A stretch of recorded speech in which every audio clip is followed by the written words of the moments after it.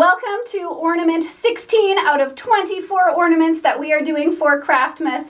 This one I found to be a really fun one. I don't know if you guys save your spools when you're done with them the same way that I do, but if you do, then definitely check this tutorial out. And as always, check out the description down below, as I have a bunch of different coupon codes down there if you're doing some Christmas shopping, as well as the playlist for all of these ornament tutorials if you've missed any of them.